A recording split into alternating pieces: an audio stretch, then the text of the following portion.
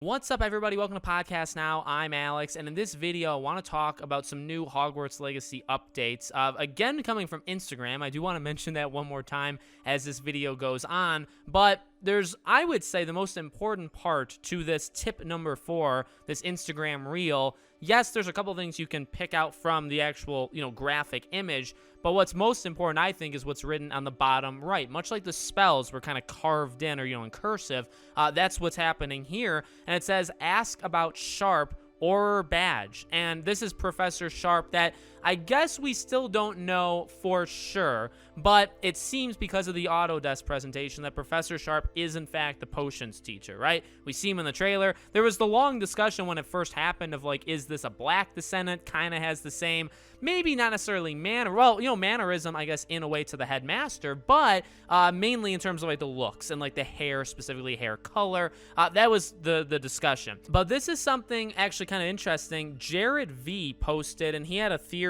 almost, it looks like half a year ago.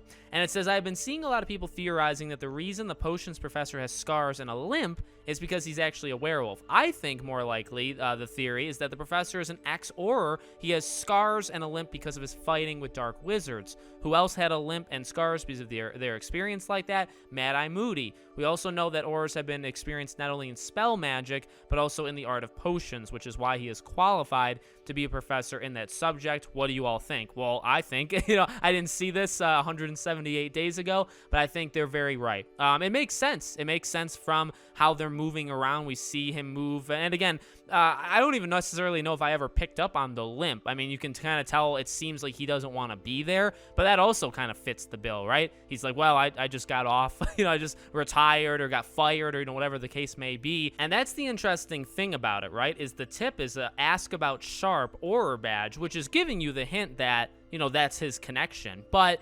asking about it means, like, is he okay not being that anymore? Was he fired? Did he retire and take a job at Hogwarts? Because again, the general sign so far is that he doesn't really seem like he wants to be there. Now, he could maybe just be in immense pain, right? It could be like another reason that we're not really privy to, at least at the start. The first thing I thought of when I saw this from Expecto Go, I retweeted and I talked about how I wonder if he has any history dealing with Victor Rookwood. And this is the Dark Wizard, right? Their leader. Now, we've talked about the idea of, is Ranrock and Rookwood truly the actual villains of this game? Or are they going to be kind of one-upped by somebody else later down the line?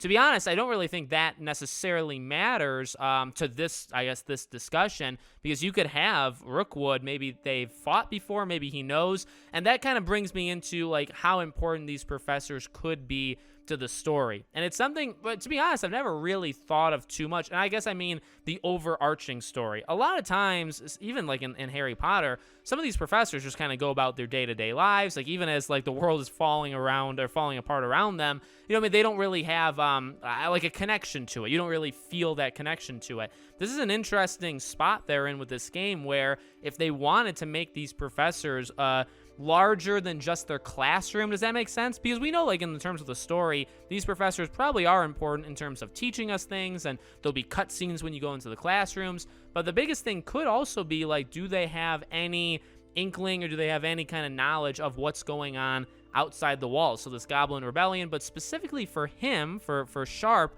specifically for Rookwood, does he know about him? He may. In fact, it's actually pretty likely he would because of his past job. So maybe that elevates him kind of in the story. You know what I mean? It's just a kind of a discussion or a theory. I don't know if it ends up happening, but it would be cool. It'd be cool to kind of give these professors, again, a little bit more to do than just their individual classrooms, which is important and probably the most important. But if you were to elevate them beyond it, which is like a Mad-Eye Moody or like a Snape, right? Like they elevate beyond just their individual class role. Maybe that could happen for Sharp. Another thing that was pointed out by Joseph and Janessa was asking, like, where does the long corridor go to, right? Not even necessarily who cares about the characters on screen, more about what's behind them, but it's a good question.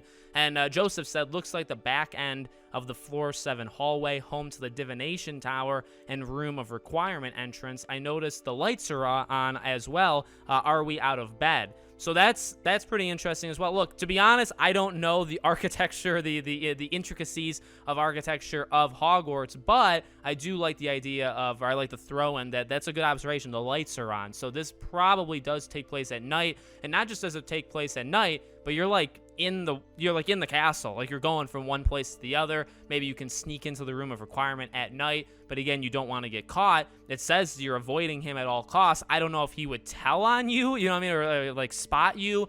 I don't know if that's even possible technically, or for them to rat you out. But that's an interesting thing as well. But to me, like these are cool. But the biggest thing to me is what's carved in cursive, at the bottom. Again, I really don't know what's going on though. Let me take this one kind of jab at them. I know this is kind of controversial to jab at them.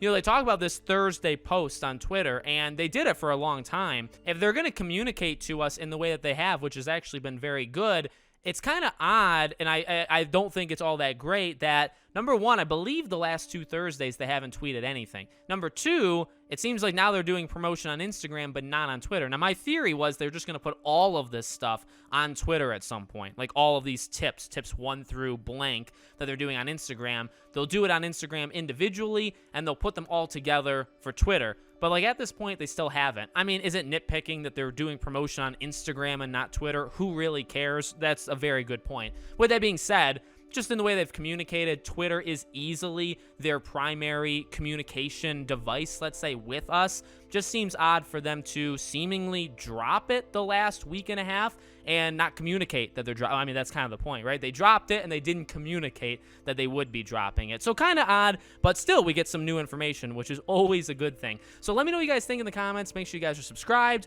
bell icon turned on. If you want to follow or support me anywhere else, all my social media is in the description below. Thank you guys for watching, and I'll see you all on the next one.